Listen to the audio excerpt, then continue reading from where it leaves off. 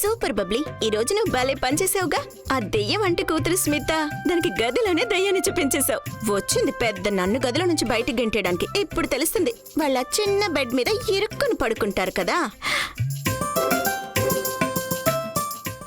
ఏంటి మిస్టర్ దయ్యం, thank you. ఇప్పుడు నువ్వు కూడా పడుకో. Good night. నా పెద్ద బెడ్.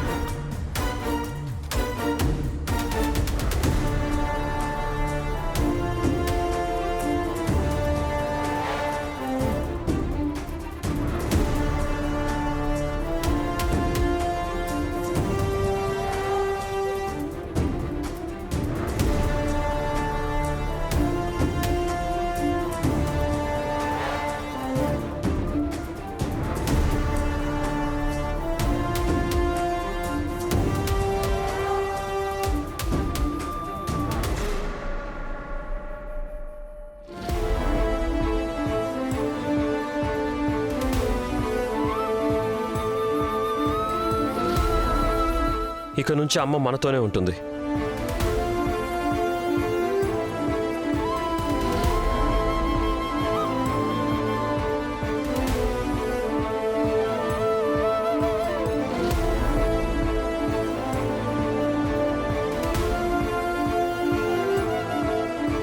వీరేంద్ర, ప్రతీక్, పూర్ణిమ, మిస్ మెడోనా అందరూ మీ గదుల్లోకి వెళ్ళండి.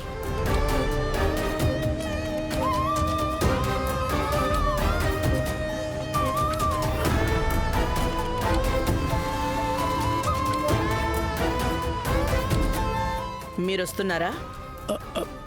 శారద,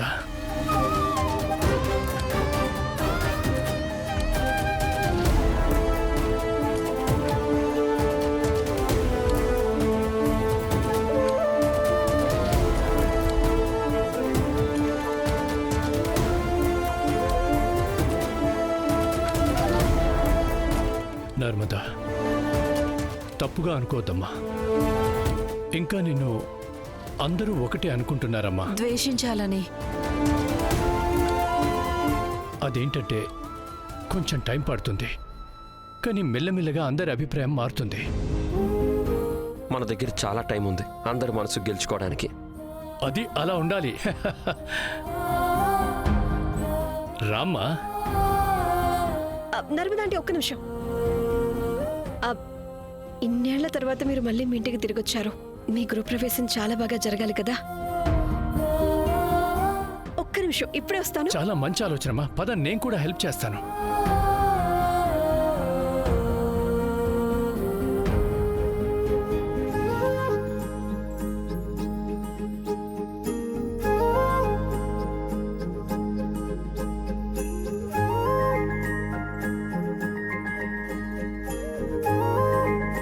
రేఖ, నువ్వు తప్పుగా అనుకోకపోతే నేను...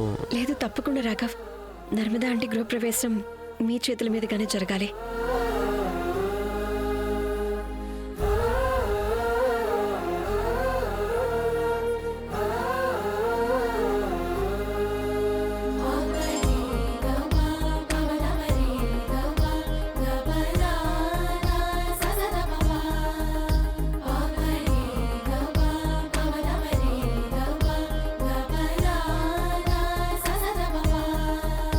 గగరే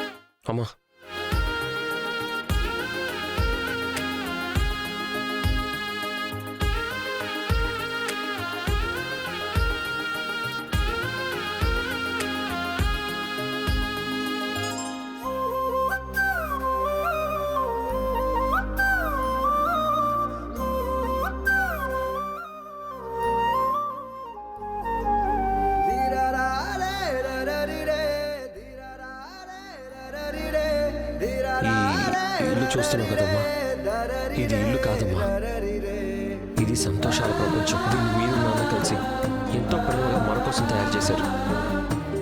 అదిగో అక్కడ మనం బోర్డ్ గేమ్స్ ఆడేవాళ్ళం. అండ్ అక్కడ గోడకి ఉన్నీకి 2 ఏళ్లప్పుడు తన తలకి దెబ్బ తగిలింది.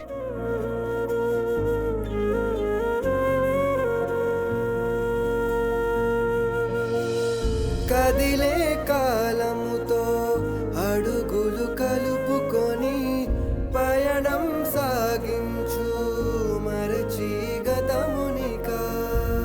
రాఘవ్, నాకు అనిపిస్తుంది నర్మదా అంటేనే కాసేపు రెస్ట్ తీసుకుని ఉండటం మంచిదని. అండ్ మీ గాయాలు కూడా ఇంకా తగ్గలేదుగా, నేను మీకు మందు రాస్తాను.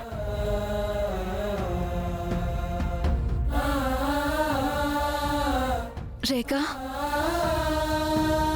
నేను రాయనా?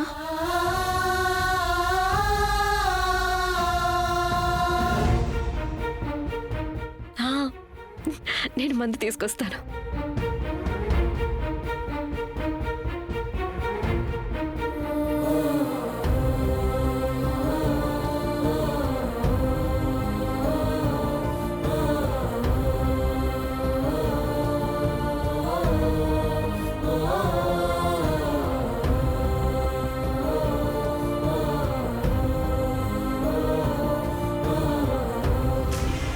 ఇక మీదట అమ్మ మనతోనే ఉంటుంది.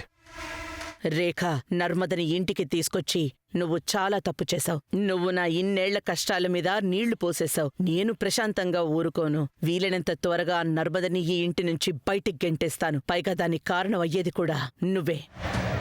ఇప్పుడు అమ్మ ఇంటికి వచ్చేసింది. ఇక తనని నా నుంచి ఎప్పటికీ దూరంగా వెళ్ళనివ్వను.